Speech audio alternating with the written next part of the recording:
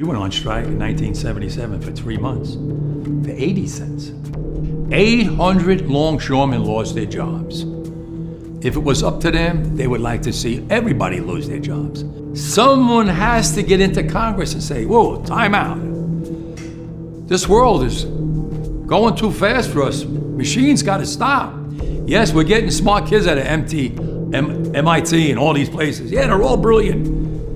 But what good is it if you're going to put people out of work? Well, I know what I'm doing. I'm going to save everybody's job when it comes to the ILA and to all the unions around the world, because we're going to fight it with that alliance. I'll shut them down throughout the world to prove that we can beat them.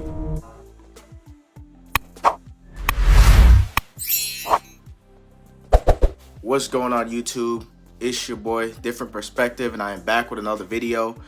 Don't forget to like, share, comment, subscribe. But today's video, I wanted to share some clips about the ports getting shut down, and I also wanted to share a couple updated clips about the shutdown being temporarily solved and resolved.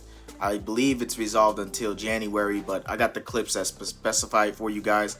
But don't forget to like, share, comment, subscribe, and I'll be back with more videos in the future. But without further ado, let's get right into this video. The port strike just started today, and this could shake up prices all across the country. So let me explain how this can affect you financially. So if you didn't know, the union dock workers on the East Coast ports are on strike and halting billions of dollars worth of goods coming into the United States. And this ranges everything from cars, clothes, to manufacturing parts, all the way down to food. And it's supposedly impacting all the way from Maine all the way down to Texas, bro. This is major.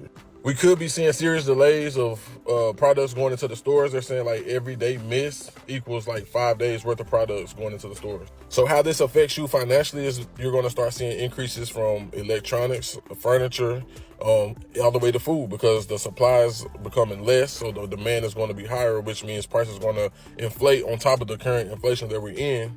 And I mean, this is just day one. So if this continues, it could really impact businesses that rely on those goods, those products, and everything that comes on those ports, and could really slow down the economy again. So it's almost like the pandemic part 2, but this is probably a little worse than the pandemic, because those port workers were actually working during the pandemic.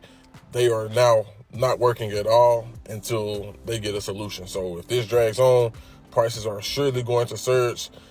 People are probably going to go crazy in the stores like they did in the pandemic. So it's best just to, be aware of it. I'm not saying go out and buy all the tissue and all the water and eggs and stuff like y'all did in the pandemic, but it's definitely something to keep your eye on. Tells CBS News the strike impacting the East and Gulf Coast is over for now. Both sides have reached a tentative agreement effective immediately, lasting through January 15th. Our crews caught dock workers celebrating as the announcement was made. At least 25,000 dock workers in 14 ports along the East and Gulf Coast walked off the job Tuesday in search of higher wages and protections against Good news, but it's not signed yet. Somebody has leaked that the union representing 45,000 striking longshoremen will suspend their strike until January 15th. This strike was never about hurting Americans, and I told you that in the first video that I made. And this is why we always stand with the union, despite all of the bullshit rumors that came out about this being politically motivated and conspiracy theories I'm not even going to repeat. Delaying the strike until January 15th puts it after the election, after Christmas, and gives folks a little bit more time in the union to negotiate with these CEOs. These CEOs also know that the ILA is not messing around. They did it, they'll do it again. Now, according to this source, the longshoremen are going to start work again immediately. Personally, I want to say thank you to all the longshoremen and their union negotiators, and I hope that all of America will support you as you continue to try and get a fair contract. I also want to thank President Biden for not getting involved in shutting down the strike the way that he did with the railroad workers. But the number one thing I'm feeling right now is relief, because my DMs were full of parents who were worried about getting internationally shipped baby formula. Don't forget what this moment felt like, though, and support the ILA in their quest for a fair contract. That's it for the video, guys. Thank you guys for watching. Don't forget to like, share, comment, subscribe. But I just wanted to update you guys real quick on the port situation, to take down a little bit of fear and hysteria, out of, whoever's watching my videos. Other than that, Different Perspective is out. Peace.